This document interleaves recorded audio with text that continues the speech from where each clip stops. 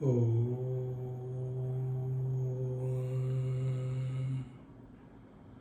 ओम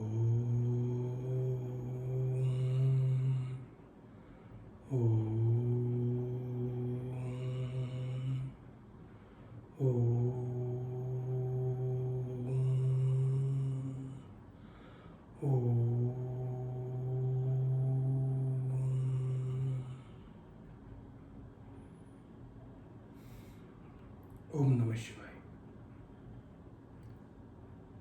भक्ति के मार्ग पर चलने से पहले आपको यह बात समझनी और जाननी बेहद ज़रूरी है कि भक्ति के प्रकार कितने हैं, भक्ति कितनी कितनी तरह की होती है, भक्ति के स्तर क्या क्या हैं। भक्ति का मार्ग उसी तरीके से है जैसे एक बच्चा स्कूल या कॉलेज में पढ़ाई करता है।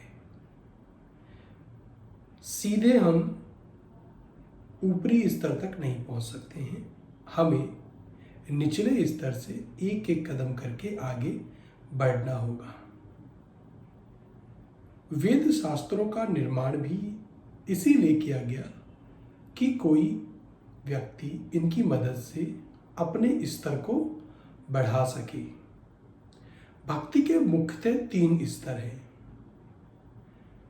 तीनों स्तरों से होकर गुजरने पर आपको अपने जीवन का उद्देश्य और मंजिल की प्राप्ति हो जाएगी। आत्मा का मुख्य उद्देश्य धन प्राप्ति नहीं है। धन बेहद आवश्यक वस्तु है, धन एक महत्वपूर्ण वस्तु है। धन के बिना जीवन निरस हो जाएगा और धर्म के बिना कमाया हुआ धन व्यर्थ है और धन के बिना धर्म भी नहीं किया जा सकता है।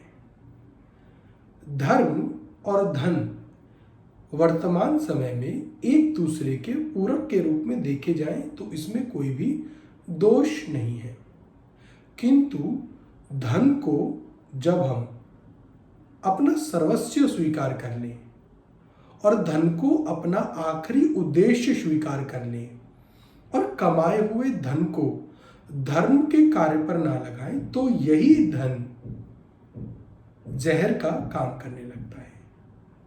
भक्ति के मार्ग पर चलने से पहले हमें विषय और विकारों के बारे में समझना होगा। यह विषय विकार हमको संसार में फंसाने के लिए बनाए गए हैं। मदारी जब बंदर को फंसाना चाहता है तो वह मिट्टी में गहरा गड्ढा खोद के एक गड्ढा जिसका कि मुंह काफी पतला होता है वह गाड़ देता है और उसमें मूंगफली और चने डाल देता है। बंदर आता है और उसके अंदर हाथ डालता है और चने या मूंगफली जो भी है उसको मुट्ठी में भर लेता है और उसको फिर बाहर खींचता है। वानर को ऐसा प्रतीत होता है बंदर को कि उसका हाथ किसी ने पकड़ रखा है और वह हाथ खोलता भी नहीं है और उसका हाथ फंसा रहता है।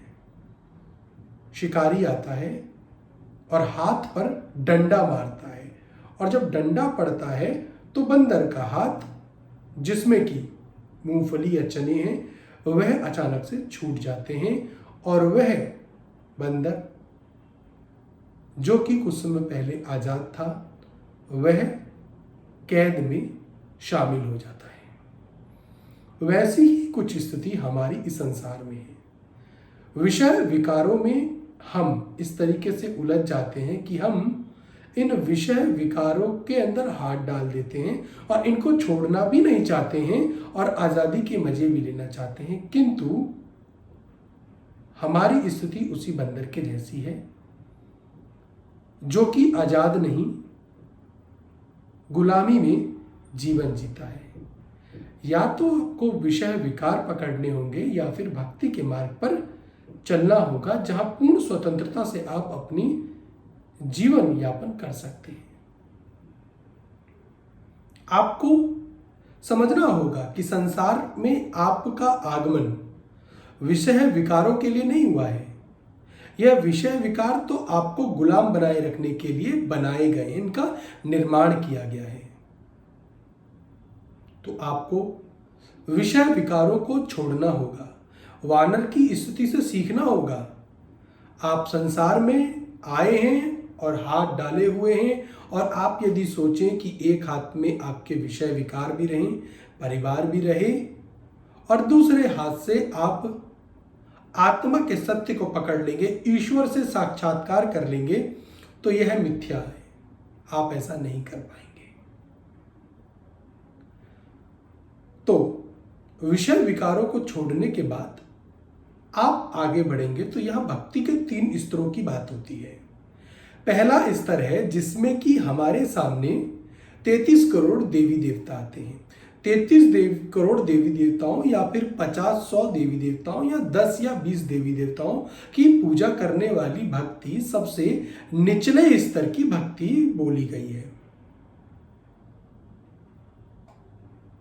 आपको सुनकर आश्चर्य हो सकता है, किंतु जब हम बहुत सारे देवी देवताओं की पूजा करते हैं और उनसे उत्पन्न होने वाली फ्रीक्वेंसीज में आना चाहते हैं, तो आप देखेंगे कि आप किसी के भी साथ नहीं चल पा रहे। हाँ, पूजा करने से, इस भक्ति मार्ग पर चलने से नुकसान कुछ भी नहीं होना है, लाभ यहां भी होना है, किंतु यह सबसे निचले स्तर की भक्ति है जिसमें कि हम पूर्ण तरह से किसी एक इष्ट पर ध्यान नहीं लगा पा रहे हैं। संसार में रहते हुए हम जो भी सामने आ रहा है उसकी पूजा में लगे हुए हैं। तो 33 करोड़ देवी देवताओं की पूजा करना या 10 देवों की पूजा करना, यह कीजिए, इसको करने में कोई दोष नहीं है, किंतु यह सबसे निचले स्तर की भक्ति बताई गई है। अब द्वितीय स्तर की भक्ति कौन सी है?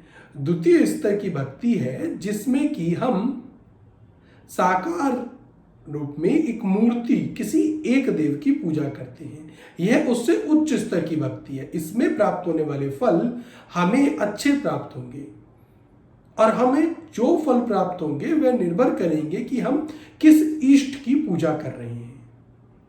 वह इष्ट जिस मंत्रालय में आता है, जैसे कि आप यदि धन के देव की पूजा कर रहे हैं तो आपको धन की प्राप्ति होगी, किंतु वह आपको मोक्ष दे देगा, यह सत्य नहीं है। और जब आपको उन इष्ट की प्राप्ति होगी तो वह यह बात पूरी तरीके से जाहिर भी कर देंगे कि वह केवल और केवल आपको अमूल वस्तु प्रदान कर सकते हैं। आप उनसे मोक्ष की बात नहीं करेंगे। यह द्वितीय स्तर की भक्ति है और यह हमें सांसारिक सुख देने में पूर्ण रूप से समर्थ है। और इस भक्ति में हम जिस देव की, जिस इष्ट की पूजा कर रहे हैं, वह किसने बली हैं और वह किस स्तर पर हैं, यह हमारे लिए महत्वपूर्ण हो जाता है। किंतु यह निचले स्तर की भक्ति से अच्छी भक्ति है, जो कि आमतौर पर सांसारिक व्यक्ति करते भी हैं। उच्च स्तर की भक्ति, तृतीय अगर हम भक्ति की बात करें, जो कि सबसे पूर्ण बताई गई है, वह पूर्ण गुरु की भक्ति करते हुए परब्रह्म में मिलना, और पूर्ण गुरु की भक्ति करते हुए एक ऐसे मार्ग पर गुरु के द्वारा चलाना या गुरु के द्वारा दिखाए हुए उस मार्ग पर चलना जो कि परब्रह्म के रास्ते तक जाए, यह सबसे उच्च स्तर की भक्ति है। इसमें गुरु मात्र एक माध्यम है जो कि हमें परब्रह्म में मिलाने वाले हैं, जो कि हमें परब्रह्म से साक्षात्कार कराने वाले हैं। परब्रह्म की भक्ति करना जो कि सभी में सर्वोपरि है, जिस शक्ति से हम निकले हैं, जिस प्रकाश पुंज से हम निकले हैं, उस स्तर को प्राप्त करना ही सबसे बड़ी भक्ति बताई गई है। और ऐसा कार्य बिना पूर्ण गुरु के नहीं हो सकता है। इसमें अच्छे गुरु और पूर्ण गुरु की आवश्यकता पड़ती है। कई बार हम जल्दबाजी में गुरु का चयन करने में गलती कर देते हैं तो फिर उसके बाद अंधा गुरु और अंधा चेला और नरकों में हुए धक्कम धकेला वाली स्थिति बनती है। गुरु का चयन करना यहां पर सबसे महत्वपूर्ण बात हो जाती है। एक सही और पूर्ण गुरु हमें परब्रह्म से मिलवा सकते हैं और सच्चा गुरु जो कि सबसे उच्च स्तर की भक्ति है वह है हमें ईश्वर के साथ में जहां से हम निकले हैं और जहां पर मिलना हमारा मुख्य उद्देश्य है। इस भक्ति में हम अमूल चूक वस्तुओं की कामना नहीं करते हैं, हम किसी भी तरीके की सांसारिक वस्तुओं की कामना करते ही नहीं है। इस भक्ति में हम किसी भी तरीके से सांसारिक विषय विकारों में फंसते ही नहीं है। यहां पर हमारा पूर्ण रूप से उद्देश्य केवल और केवल परब्रह्म की प्राप्ति करना ही होता है। इसलिए यह भक्ति सबसे उच्च स्तर की भक्ति बोली गई है। इस स्तर की भक्ति के लिए देवता भी तरसते हुए नजर आते हैं। देवता भी मानव शरीर के लिए तरसते हैं ताकि वह उच्च स्तर की भक्ति कर पाए। और जैसा कि मैंने बताया कि इस भक्ति के लिए हमें एक पूर्ण सद्गुरु की आवश्यकता होगी और वह सद्गुरु कुछ समय बाद आपको यह ज्ञात करा देंगे कि आपका उद्देश्य किस तरीके से पूरा हो सकता है परब्रह्म को प्राप्त करना। तो आप तय कीजिए और देखिए आप किस स्तर की भक्ति कर रहे हैं। सबसे पहली बात तो यह है कि यहां पर जैसा कि महाशिव पुराण में भी आता है 3 चीजों को आधार बनाइए भक्ति करने के लिए, श्रवण, कीर्तन और मनन। भगवान शिव भी पार्वती जी को यही कहते हैं जब पार्वती जी पूछती हैं कि किस तरीके से पूर्णता को प्राप्त किया जाए, किस तरीके से परब्रह्म को प्राप्त किया जाए प्रभु, तो प्रभु भी यही जवाब देते हैं कि व्यक्ति को संसार में रहते हुए सबसे पहले तो श्रवण करने की शक्ति को जागृत करना चाहिए। यह श्रवण करने की जो शक्ति है वह वेद पुराणों को सुनने से पूर्ण होती है। वेद पुराणों को सुनो, वेद पुराणों में क्या लिखा गया है, उनका सार क्या है, कथा क्या है, उसको सुनिए और पूर्ण सद्गुरु के सानिध्य में आकर इसको पूरा कीजिए। श्रवण करने की शक्ति को जगाइए। सबसे पहले सुनना शुरू कीजिए, बोलना बंद कीजिए, मौन रहना शुरू कीजिए और मौन की शक्ति को पहचानिए। जब आप मौन होंगे तो केवल और केवल ईश्वरीय शक्ति का स्मरण आपको रह जाएगा। श्रवण के बाद में आपको कीर्तन करना होगा। संतों के साथ रहकर ईश्वरीय नाम का कीर्तन कीजिए। कीर्तन से हमारे मन में जो ईश्वर की छवि है वह पूर्ण रूप लेती हुई नजर आएगी और हमको समझ आएगा कि संसार में हमारी आत्मा का उद्देश्य क्या है। और अंत में आपको मनन करना होगा, उसके ऊपर विचार कीजिए। जब आप श्रवण करें, कीर्तन करें तो उसको अपने जीवन में अपनाइए। ऐसा ना हो कि यदि आप सुन रहे हैं और कीर्तन भी कर रहे हैं लेकिन जीवन में लगातार बुरे कामों के ऊपर ही जोर दे रहे हैं तो आपका ईश्वर की भक्ति करना, कीर्तन करना, श्रवण करना व्यर्थ हो जाता है। तो आपको यहां पर समझना होगा कि मनन कितना आवश्यक है। मनन करने के बाद आप तीसरे स्तर की भक्ति के लिए तैयार होते हुए नजर आएंगे जो कि परब्रह्म से साक्षात्कार है, परब्रह्म से मिलना है। 10वें द्वार के ऊपर जोर दीजिए, 10वें द्वार को जागृत करने के ऊपर जोर दीजिए और कोशिश में लगे रहिए कि परब्रह्म शक्ति का प्रकाश कुंज, प्रकाश की किरणें आपको 10वें द्वार पर नजर आने लगे। 10वें द्वार का खुलना संकेत है कि हम अपने उद्देश्य को प्राप्त कर सकते हैं। अतः आपको तीनों स्तर की जो भक्ति मैंने बताई इसमें क्रमशः एक एक करके ऊपर बढ़ना चाहिए। पहले स्तर पर, निचले स्तर पर आप देवी देवताओं की पूजा करना शुरू कीजिए और संसार में जैसे पूजा हो रही है उसको प्रारंभ कीजिए।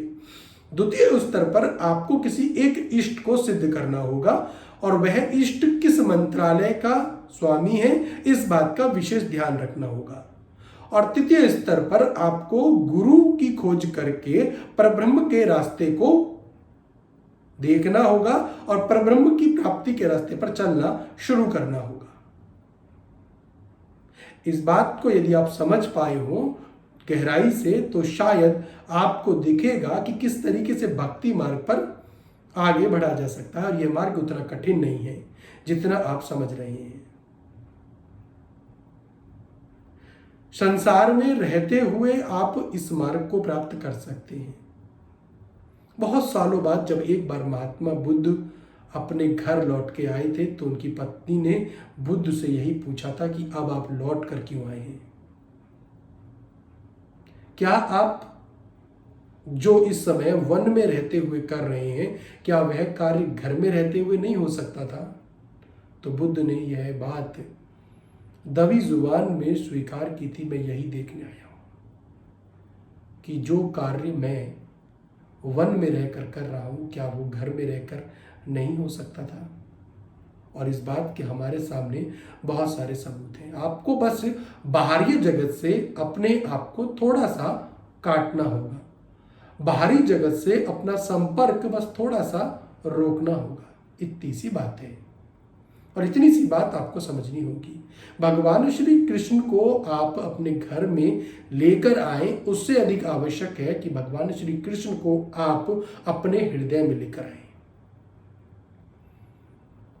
हनुमान की भक्ति से हमें सीखना होगा कि पल भर में छाती फाड़ दी, क्योंकि उनको पता था कि भगवान श्री राम सह परिवार उनके हृदय में वास करते हैं।